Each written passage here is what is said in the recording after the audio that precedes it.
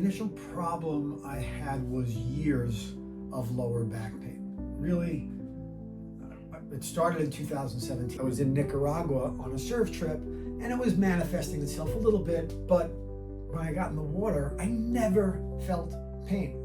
And even when I wasn't able to tie my shoe, if I went surfing, I never felt pain in my back. And I'm like, something's wrong. It made me afraid to go back in the water. Then it was exacerbated by COVID, and the pain was in generally the same area, but it would move around a little bit. But the back pain led to just a change in lifestyle and a change in attitude and happiness. And it took over my life. That lasted for 7 or 8 years, a long time.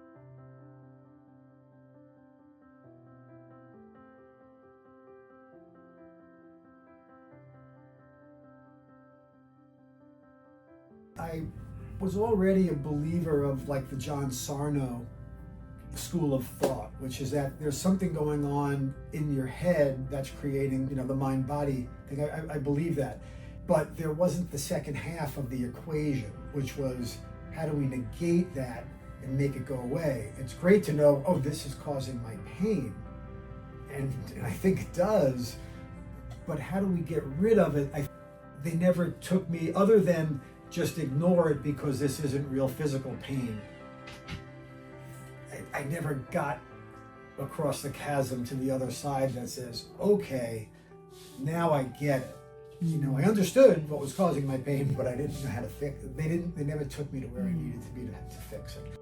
All these things that created a barrier around what I was able to do came from my back pain, came from the what if that I constantly ran through my head every day. Every morning, as soon as you got up, it was, what if I get up and I hurt my back getting up?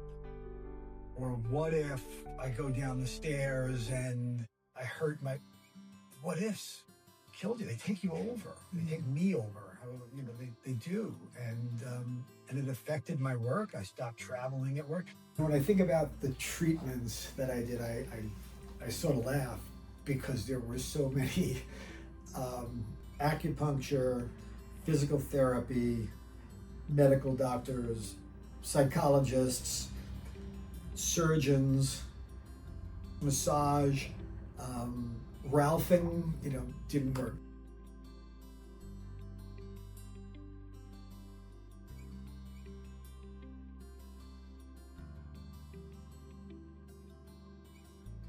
The treatments here and the journey that I've taken, besides allowing me to do physical activities, which it has allowed me mentally to be part of my family again and my work again. It really has.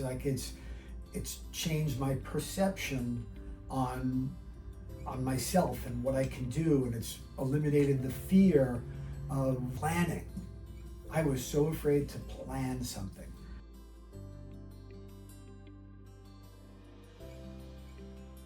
When I do my gratitude journal now, I have gratitude for perspective, because the pain journey, I'm able to put it in perspective because I have such nice long periods of no pain and movement and recovery and exercise and cycling and swimming, and you name it, all the things that I love to do and were taken from me by my back pain.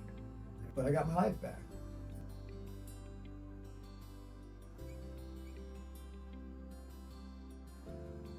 And it's enabled me to be part of my family, hang out with my kids again more, hang out with the dog again more, bend over and pet the rabbit that my kids have. It's just allowed me to do things where before I was very standoffish, not because I'm standoffish, but because I was afraid to move.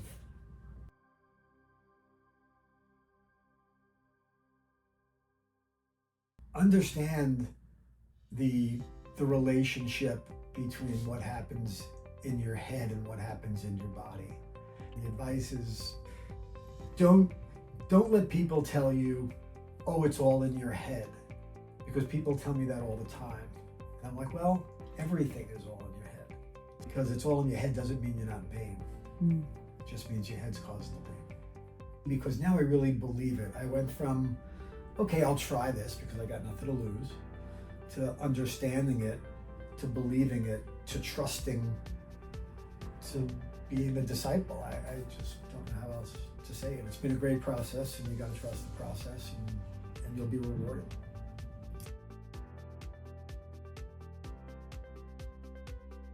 You've changed my life, you know.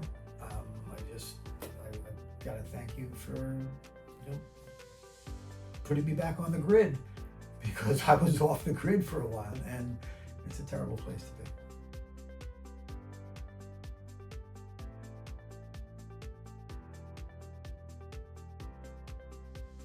I'm a changed person from what I was last February when I first started coming here. Completely different.